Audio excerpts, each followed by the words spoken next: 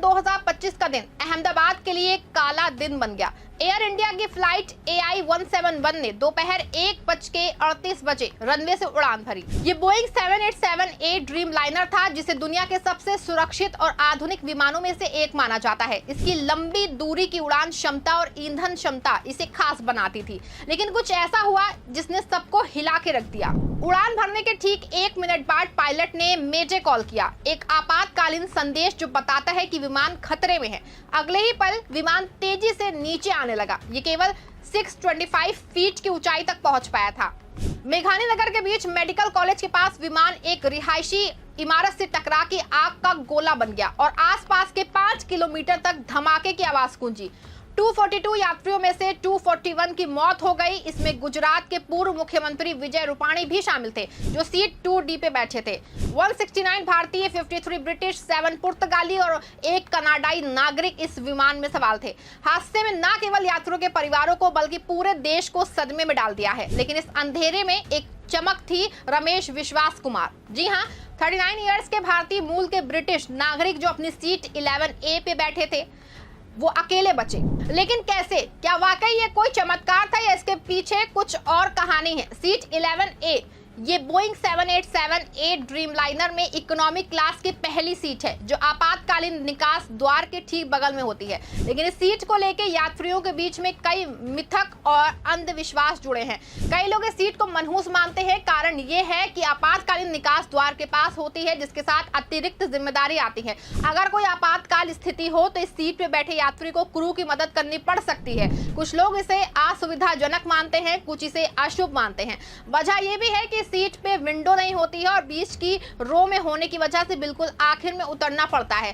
कुछ लोग तो एक्स पे ये भी पोस्ट करते रहते हैं कि 11A मत चुनो, ये सीट अनलकी है। लेकिन रमेश के लिए यही सीट उनकी जिंदगी का सबसे बड़ा सहारा बनी। अहमदाबाद के पुलिस कमिश्नर GS मलिक ने पुष्टि की है कि रमेश को मलबे से जीवित निकाला गया। वो सीट 11A पे बैठे थे, जो आपातकालीन निकास द्वार के ठीक पीछे थी। कुछ लोगों ने दावा किया है कि रमेश ने विमान से कूद के अपनी जान बचाई, लेकिन उनकी खुद की गवाही कुछ और ही कहती है। रमेश का बचना कोई चमत्कार नहीं है, बल्कि उनकी सीट की स्थिति ने उन्हें एक मौका दिया। आपातकालीन निकास द्वार के पास होने की वजह से मलबे से निकलना शायद आसान रहा, लेकिन सवाल ये है कि क्या वाकई ये सिर्फ सीट की वजह से था या कुछ और? बोइंग 787-8 में 248 सीटें होती हैं और 11A इकोनॉमी क्लास में खास जगह रखती है। ये ना केवल आपातकालीन निकास के पास है, बल्कि इसकी स्थिति ऐसी है कि क्रैश के दौरान ये हिस्सा जो है शायद कम क्षतिग्रस्त हुआ। लेकिन ये कहानी सिर्फ सीट की नहीं है, बल्कि उस हादसे की है जिसने 241 जिंदगियां छीन ली। अब सवाल उठता है कि आखिर इतना सुरक्षित माना जाने वाला बोइंग 787 ड्रीम लाइनर इतनी जल्दी कैसे क्रैश हो गया? जांच में एक बड़ा खुलासा हुआ, कॉन्फ़िगरेशन एरर। अमेरिकी aviation safety expert John M ने बताया है कि शुरुआती जांच में ये संकेत है कि विमान जो है टेक ऑफ के लिए सही ढंग से कॉन्फ़िगर नहीं हुआ था। धुंधले वीडियो फुटेज में दिख रहा है कि विमान का अगला हिस्सा ऊपर उठा, लेकिन वो हवा में स्थिर नहीं हो पाया।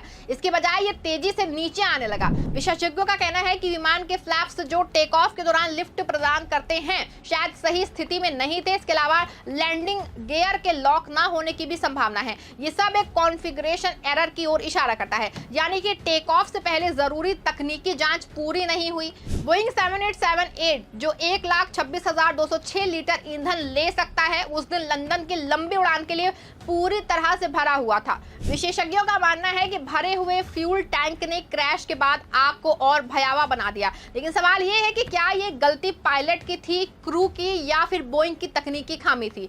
एक चश्मदीद रोशन राय है, उन्होंने एक्स पे लिखा है कि टेक ऑफ के तुरंत बाद इंजन फेल हो गया, लैंडिंग गियर अटक गया। ये कोई सामान्य हादसा नहीं था। ये सिर्फ एक व्यक्ति की राय नहीं, बल्कि उस सच्चाई का संकेत है जिसकी गहराई में जांच चल रही है। हादसे के बाद लोक गायिका नेहा सिंह ने सवाल उठाया कि 12-13 साल पुराना बोइंग 787-8 ड्रीम लाइनर, जिसे एयर इंडिया ने अपनी फ्लाइट AI 171 के लिए इस्तेमाल किया, क्या वाकई इतनी लंबी उड़ाने के लिए सुरक्षित था?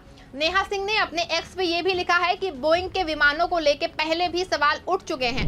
पिछले साल एक विस्लब्लोअर ने बोइंग की सुरक्षा प्रतिक्रियाओं पर सवाल उठाए थे। उन्होंने दावा किया था कि बोइंग के 787 ड्रीम लाइनर में 11 संभावित खामियां थीं जो यात्रियों के लिए खतरा बन सकती थीं।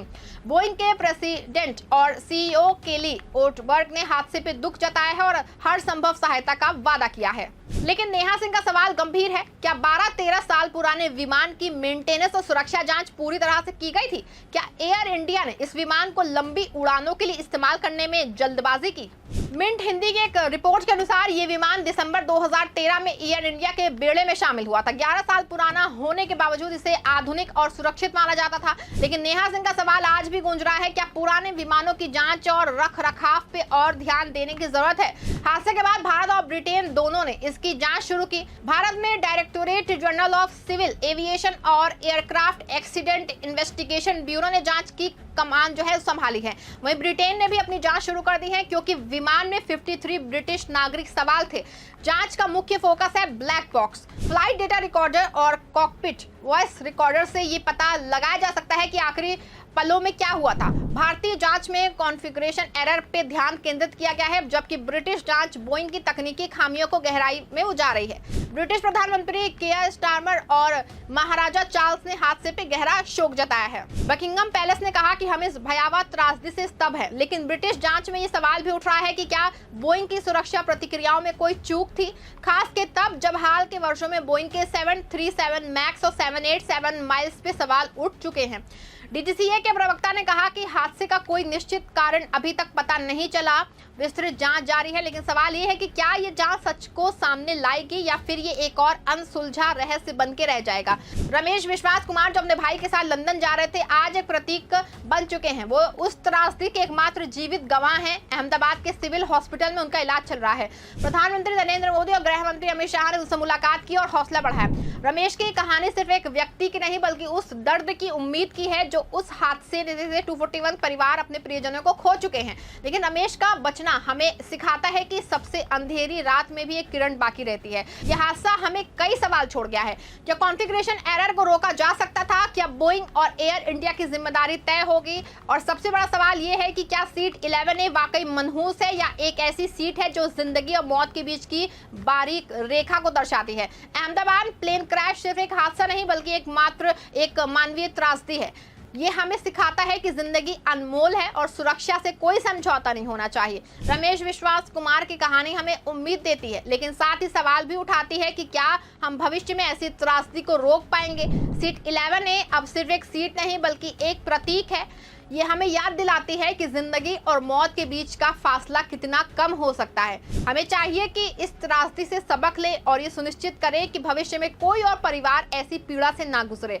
हम उन 241 जिंदगियों को श्रद्धांजलि देते हैं जिन्होंने इस हादसे में अपनी जान गंवाई, और रमेश विश्वास कुमार को सलाम जिन्होंने मौत को मात दी। ये थी सीट 11A की कहानी। ये कहानी जो हमें सोचने पे मजबूर करती है। धन्यवाद।